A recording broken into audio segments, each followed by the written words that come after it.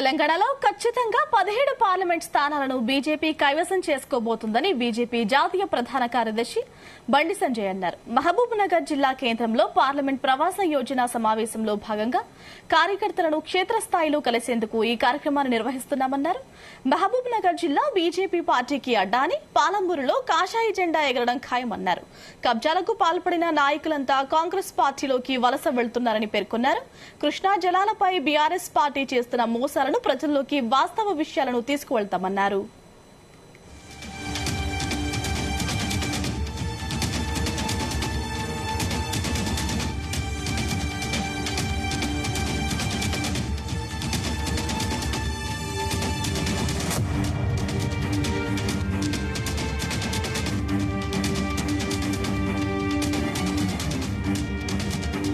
ఇలా BRS party ఒక దగాగోరు party. BRS party నాయకులను ప్రజలు చీత్కరించారు, చీగొట్టిరు వాళ్ళను.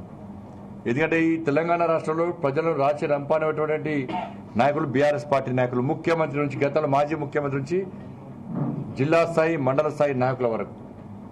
కార్యకర్తలు మంచోళ్ళు. మేము కార్యకర్తలు బీఆర్ఎస్ పార్టీ కార్యకర్తలను కాంగ్రెస్ పార్టీ కార్యకర్తలను ఇక్కడ విమర్శించాం. వాళ్ళు మా కార్యకర్తలకనే ఆ కార్యకర్తలు పనిచేశారు.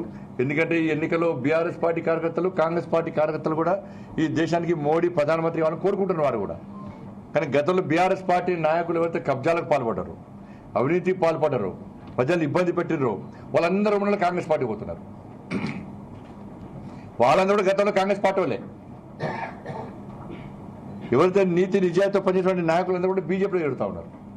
కాబట్టి ఈ పార్లమెంట్ ఎన్నికల్లో కూడా మొన్న ఏదో ఓట్లేస్తే ప్రజలు ఓట్లేసి బీఆర్ఎస్ పార్టీకి వ్యతిరేకంగా కాంగ్రెస్ పార్టీని గెలిపించారు తప్ప కాంగ్రెస్ పార్టీ మీద అభిమానము, కాంగ్రెస్ పార్టీ క్యాడర్ పనిచేస్తానో వాళ్ళు గెలవలేదు. అసలు క్యాడర్ లేదు కాంగ్రెస్ పార్టీకి. కానీ పార్లమెంట్ ఎన్నికల్లో క్యాడర్ ఉన్నటువంటి పార్టీ భారతీయ జనతా పార్టీ.